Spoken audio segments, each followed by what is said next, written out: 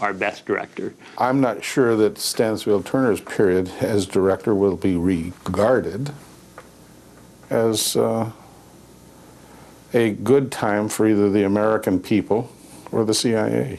He did more damage to the CIA than the Church and Pike commissions. He and Schlesinger and a few others managed to kill the clandestine service. Shortly after taking office, Jimmy Carter pardons conscientious objectors to the Vietnam War. He makes the Middle East his top priority. After 13 days of talks with Menachem Begin and Anwar Sadat at Camp David, Israel and Egypt sign a separate peace agreement. But Iran will hand Carter his first failure, and a scathing one. But in mid-August 1978, the CIA gave President Carter erroneous intelligence about Iran, saying the country was not on the brink of a revolution or even moving towards it.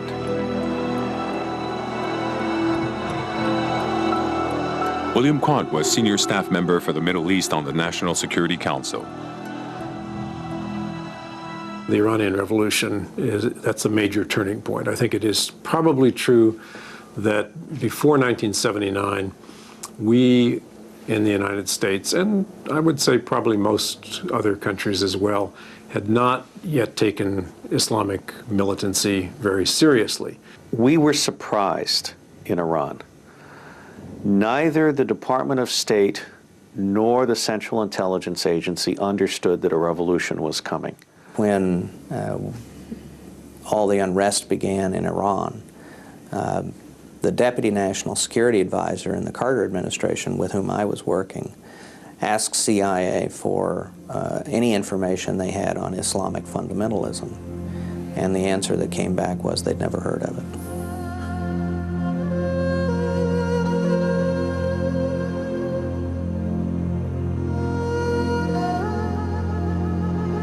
The Ayatollah Khomeini, exiled in Neauphle-le-Château, France, has been preparing an Islamic revolution for months. He openly displays his plans to oust the Shah of Iran's feudal regime put into power by the CIA 25 years earlier. I, the CIA, made the assumption that even though the Shah was in trouble at home domestically, he had very powerful military and intelligence police forces, and that if there were riots in the streets, he would bring out the police and he would kill people if necessary, but he would remain in power. I know that Admiral Turner has publicly stated several times that they had no indication that a religious cleric living in France would be able to mount such an enormous revolutionary effort. We missed badly. The CIA and the rest of American intelligence did not understand that Khomeini was going to be able to do what he did in the time and a way that he did it. From the whole time he was in exile, almost no one on the American side paid any attention to him. And the mullahs became the source of fundamentalism, with Khomeini operating in your own capital, in Paris, or in France. And we didn't take a strong line about the poison that he was disseminating throughout the Arab world. We thought that they were just another sect amongst religious sects around the world. And I remember talking to the man who was considered to be the most observant, the most reliable American intelligence analyst of the Middle East and of Iran, who told me, well, Khomeini only wants to be pope. He does not want to be king.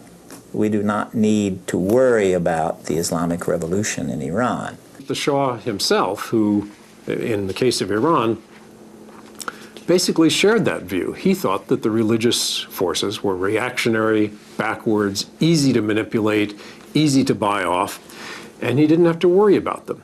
Ce sont seulement les communistes qu'on met hors d'état de nuire. Les autres, c'est pas tellement important. He said, don't worry about the turbans. You know, I can take care of them. I know how to deal with them. They're easy. He was wrong. And it was a mistake that the United States government, in different ways, committed as well.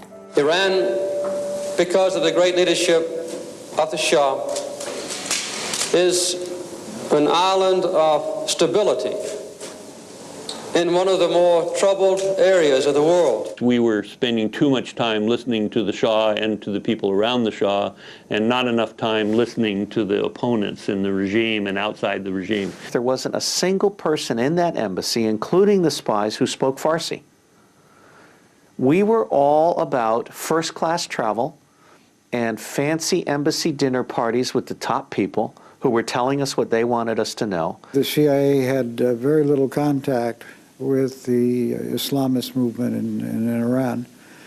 I think the ambassador at the time had forbidden any contact by the CIA with opposition elements.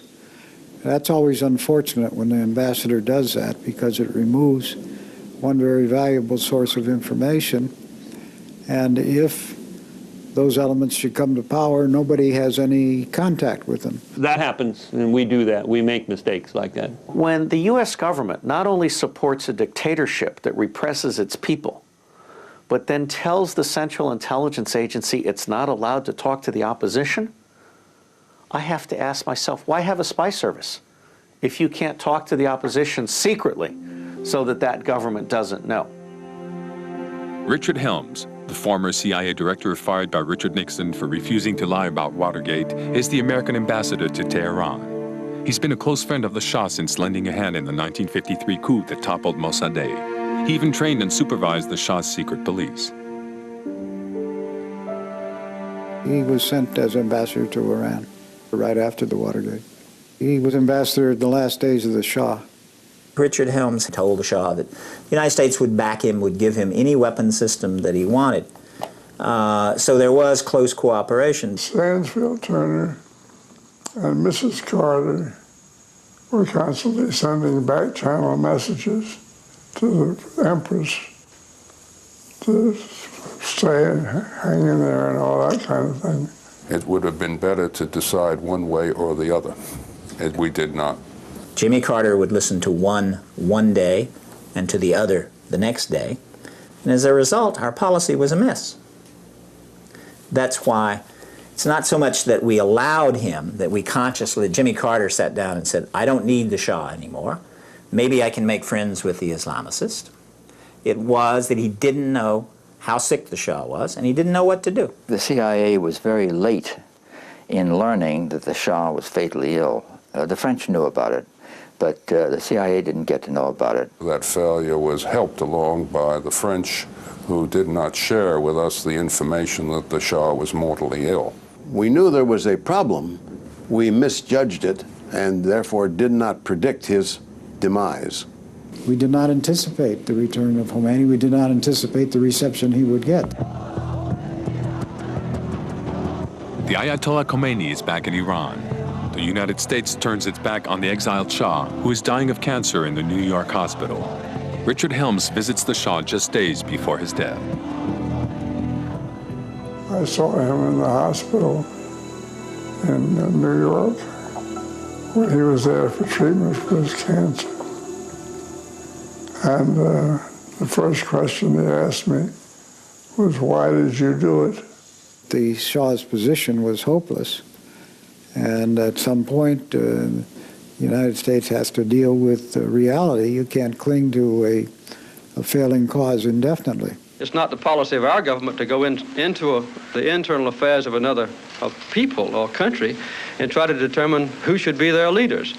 This is contrary to the philosophy of our people. I think we've tried it once in the past in Vietnam and failed abominably.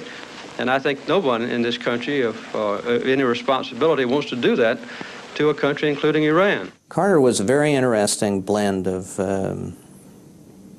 toughness and naivete.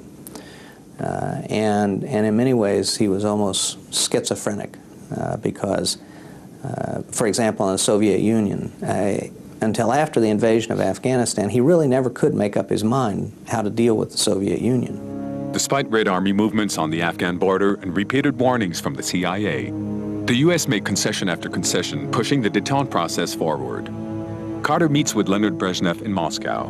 My appreciation of what happened in the Politburo of the USSR during most of 1979, everybody was sick or drunk, and they had some very wrong ideas. The whole Politburo was in a position to make a fatal error. On the 12th of December, they signed the document authorizing the military intervention in Afghanistan. We pointed to the preparations for the invasion of Afghanistan, said the troops are in place. We don't think they're going to go in. They made a mistake that time. But the administration knew that the Soviet Union had the capability and had deployed its troops in such a way that it could act virtually any time. We just did not believe the Soviets at that point in time would commit the kinds of forces that we thought they would need to be effective in Afghanistan. So we knew they were ready to invade Afghanistan. There was no problem there. There was no surprise, except that we did not know they were actually going to do it. President Carter draws the lessons of the CIA's shortcomings during the Iranian Revolution, questioning the agency's strategy and shortcomings in gathering intelligence. Stansfield Turner fires 700 CIA department heads and field officers and begins dismantling the agency. Stansfield Turner was taking the CIA apart, cutting it back, cutting it back, cutting it back. He fired hundreds of people, made them retire, fired them. I mean, there were a lot of, he got rid of a lot of CIA assets in the field. You know, key people that had been around for years that could do things. Particularly in the Directorate of Operations, large number of people moved out. He eliminated some 600 jobs. That was probably too many. So the whole infrastructure was thrown out. That had been taking years to build up from the 50s. I don't think they had much use for CIA, and I don't think Stansfield Turner did any good at CIA. I think, as a matter of fact, their assessment of the world was probably flawed. I may not have made the right decision. I may have been wrong. That's the problem. Men like Stansfield Turner and Richard Helms and others who have led the CIA never look past their own noses. Look, he was only doing what he was told to do. And that was to remove the human asset and build up the technical assets. That's what he was told to do, Stansfield Turner. He wasn't the fault. The president was the fault. So in December of 1979, when the Soviet Union invaded Afghanistan, Jimmy Carter turned to Stansfield Turner and said, I want the CIA to do something about this. And the CIA said, what? We don't have any resources. Thank you very much.